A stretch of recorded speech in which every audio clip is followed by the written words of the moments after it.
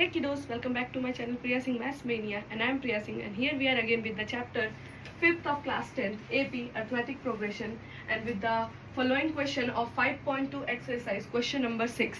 Here is the question: check whether minus 150 is a term of AP 11, 8, 5, 2 and dash dash dash. So again, to solve this question you have to write the given things.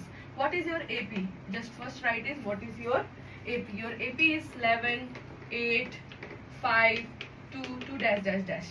Now in the next line you have to find out A, that is your first term. What is the first term here? 11. And the common difference D. D कैसे निकलेगा? A2 minus A1. पहले भी बताया था कि जरूरी नहीं है कि वो A2 minus A1 हो, वो A3 minus A2 भी हो सकता है. तो चलिए यहाँ से निकाल लेते हैं. 8 minus 11. Then the answer is your minus 3. क्यों आया माइनस 3? क्योंकि यहाँ पे जो 11 है वो क्या है? नेगेटिव है, और जिसकी क्योंकि ये ग्रेटर वैल्यू है इसलिए नेगेटिव का साइन 3 के साथ आया है. अगले स्टेप में हमें क्या बोला? चेक वेदर माइनस 50, यानी कि ये क्या दिया हुआ है? an दिया हुआ है. माइनस 50 ध्यान रखना है कि हमें यहाँ पे नेगेटिव साइन मिला हुआ है. अब आप डायरेक्टली क्या कीजिए? an का फॉर्मूला लगा दीजिए. an का फॉर्मूले के मुताबिक क्या हो जाएगा? ये an is equal to a plus n minus 1 into d. आपके पास n नहीं है, हमें n ही निकालने के लिए कहा गया है. n आपके पास पता है ही नहीं. तो an की वैल्यू कितनी थी? माइनस 150. a की वैल्यू आपकी कितनी है? 11 प्लस n माइनस 1. d की वैल्यू आपकी माइनस 3 थी. यहाँ पे ध्यान रखना है कि ये मल्टीप्लाई होगा ना कि subtract. Minus 150 is equal to 11 minus 3 into n minus 3n minus 1 into minus 3 plus 3 हो गया. अब वेरिएबल्स को एक तरफ कर लीजिए और कॉन्स्टेंट्स को एक तरफ. Minus 50 minus 11 minus 3 is equal to minus 3n. ये कितना आ गया? Minus 150 minus 14 is equal to minus 3n. Again that becomes minus 164 is equal to minus 3n. Minus minus sign cancel out हुआ. n is equal to 164 by 3. अब आप इसको divide करवा के देखिए, क्या ना 164 3 से पूरी तरीके से डिविजिबल है? तो लेट अस चेक है भी कि नहीं. 3 से आप 164 को डिवाइड करा रहे हैं तो आपको मिलता है 3 5 जा 15 माइनस कराया 14. अब आपको पता है कि 14 जो है 3 के टेबल में नहीं आता है. It will again give a mixed fraction. आपका आंसर कैसा बनेगा? मिक्स्ड फ्रैक्शन बनेगा. तो आपको पता होना चाहिए कि n की जो वैल्यू होती है वो हमेशा से एक होल नंबर होती है, ना कि कोई मिक्स्ड फ्रैक्शन या फ्रैक्शन में आएगा.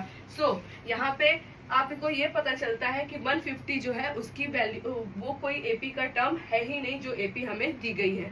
तो यहाँ से आपको 6th आंसर यहाँ पे कंप्लीट मिलता है. अब सेकंड है आपका 7th क्वेश्चन है आपका. Find the 31st term of AP whose 11th term is 38 and 16th term is 73. सबसे पहले तो आपको निकालना क्या है? A31 निकालना है. पता नहीं है आपको. गिवन क्या है? A16 दिया है. कितना है? A11 दिया हुआ है. A11 कितना है? 38 है. अब A11 को हम क्या लिखते हैं? A plus 10D. यहाँ से आपका पहला इक्वेशन बनेगा 38 is equal to A plus 10D. Equation 1. अब दूसरी चीज जो आपको गिवन है वो क्या है? A16. A16 कितनी वैल्यू दी है? 73. A16 का मतलब क्या है? यहाँ पे n की वैल्यू 16 है ना. A16 थी 73. तो आप A16 को और भी क्या लिखते हैं? A plus 15D. तो ये कितना आ गया? A16 की जगह पे आप क्या रखेंगे? 73 is equal to A plus 15D. अब ये आपका इक्वेशन 2 बन गया. अब आपके पास दो इक्वेशंस है. यहाँ पे आप ध्यान देंगे तो आपके पास कितने इक्वेशंस है? 2. अब आपने पहले ही सब्स्टिट्यूट, आपको जो भी मन करे उस तरीके से आप इसे सॉल्व कर सकते हो उस मेथड से, चाहे वो सब्स्टिट्यूशन मेथड हो चाहे वो एलिमिनेशन मेथड हो. तो सबसे पहले तो मैं दोनों इक्वेशंस को सॉल्व करना चाहूंगी. किस मेथड से? मैं सॉल्व करूंगी एलिमिनेशन से, बाय एलिमिनेशन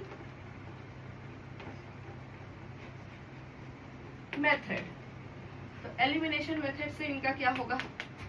तो subtracting equation 2 minus equation 1. Equation 2 से मैं इक्वेशन 1 को सब्सट्रैक्ट करवा रही हूँ. इक्वेशन 2 क्या था अपना?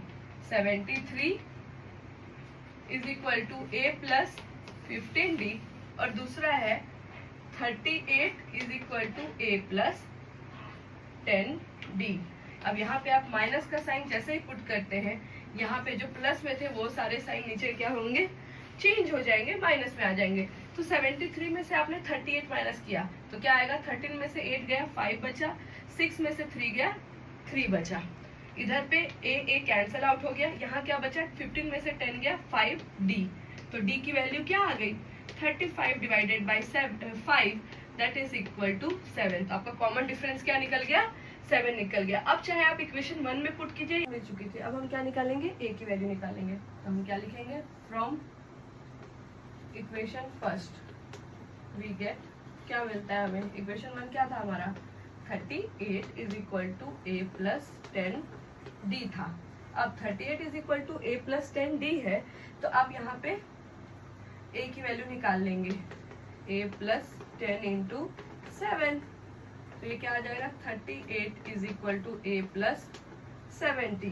तो a की वैल्यू क्या हो जाएगी, 38 minus 70 that is equal to minus 32। यहाँ से आपको a की वैल्यू माइनस 32 मिल गई है। अब फाइनली आप अपने क्वेश्चन, रियल क्वेश्चन की तरफ जा सकते हैं, जो कि है 31st टर्म निकालने के लिए। तो a31 के लिए हम क्या लिखेंगे, a plus n minus 1 into d. N का फॉर्मूला लिखेंगे और a की जगह में हम माइनस 32 पुट करेंगे और n के जगह पे 31 माइनस 1 इंटू 7 करेंगे, माइनस 32 प्लस 30 इंटू 7। तो कितना आ जाएगा, minus 32 plus 210 that is equal to 178। तो a31 आपका कितना आ गया, 178। चलिए अब हम 8th क्वेश्चन की तरफ चलते हैं। 8th क्वेश्चन क्या कह रहा है आगे का, N AP consists of 50 terms of which third term is 12 and the last term is 106. Find the 29th term.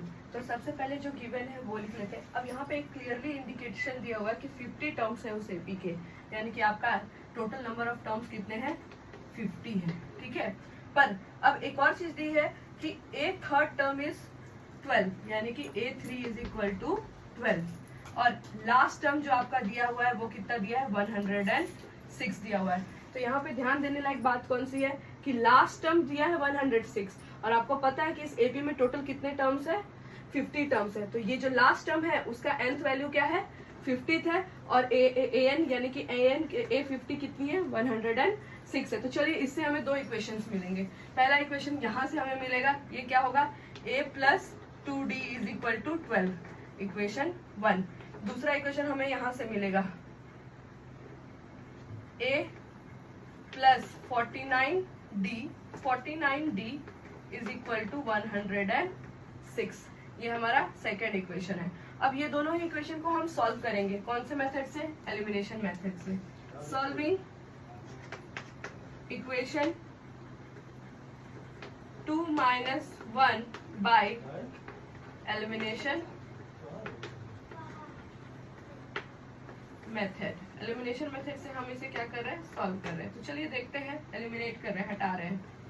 a plus 2d is equal to 12, a plus 49d is equal to 106। Vice versa लिखना था, तो यहाँ पे क्या ये हो जाएगा, 49d ऊपर लिख लेते हैं और 106 यहाँ हो गया और यहाँ पे क्या हो गया, 2d इज इक्वल टू 12 हो गया।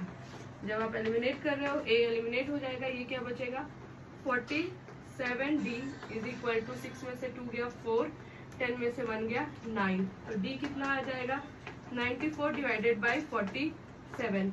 ये कितना बनता है, 47, 2 जो आपको क्या मिलेगा, 94। तो d की वैल्यू कितनी आ गई आपकी, 2 आ गई। अब यहाँ से d की वैल्यू 2 आ गई तो आप इक्वेशन 1 में रखेंगे तो आपको a की वैल्यू मिल जाएगी। तो a की वैल्यू के लिए हम क्या करेंगे, इसको हम इक्वेशन 1 में रखेंगे।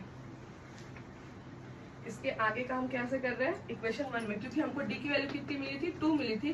Putting d is equal to 2 in equation first. तो यहाँ से आपको क्या मिलेगा, a plus 2 into 2 is equal to 12, a plus 4 is equal to 12, a is equal to 12 minus 4 then a is equal to 8। अब यहाँ से आपको 8 भी मिल चुका है। अब 8 मिलने के बाद अगला आपका क्या है, मेन जो क्वेश्चन हमसे कह रहा है, हमें a29 ढूंढना है। a29 जो हमें पता नहीं है। a29 के लिए हम क्या करेंगे, अपने AP का फॉर्मूला लगाएंगे, a plus n minus 1 into d. तो a29 के लिए 8 प्लस 29 माइनस 1 डी की वैल्यू आपकी 2 थी, तो कितना आ गया, a29 is equal to 8 plus 28 into 2। तो a29 कितना आ गया आपका, 8 प्लस 2 8 जा 16, 1 2 2 जा 4 56। तो a29 कितना आ गया, a29 आ गया आपका 64। a29 कितना टर्म है, कौन सा टर्म है, 64th है। तो फिर आगे का क्वेश्चन हम देखते हैं, क्वेश्चन नंबर 9। क्वेश्चन नंबर 9 क्या है, if third term and 9 term of AP are 4 and minus 8, which term of AP is 0। आपको निकालना है कि a का कौन सा टर्म 0 है, यानी कि आपको निकालना है n कौन सा टर्म है जो 0 होगा। तो आप पहले गिवन लिख लीजिए, a3 इज इक्वल टू 4 दिया है, तो इसका आप क्या लिख सकते हैं, a plus 2d is equal to 4, equation 1 हो गया।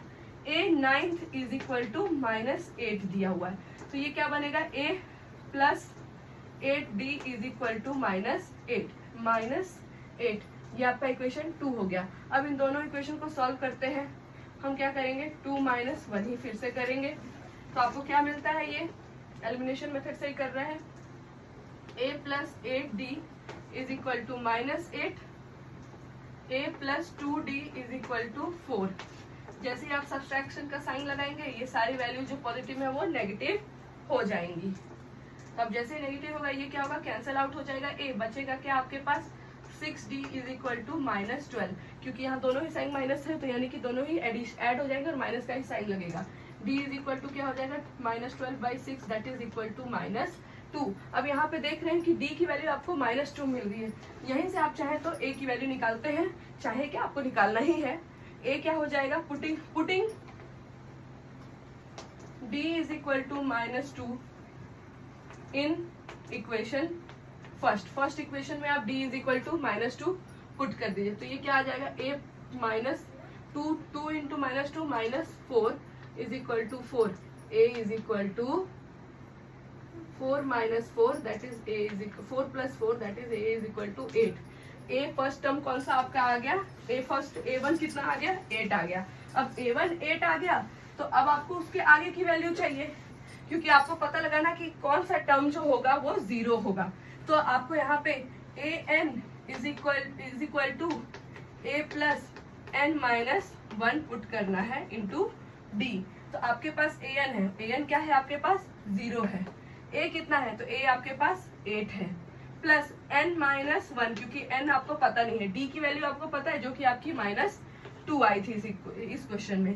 तो 0 is equal to 8 plus n into minus 2 n minus 1 into minus 2 plus 2। 0 is equal to 8 plus into minus 2n plus 2।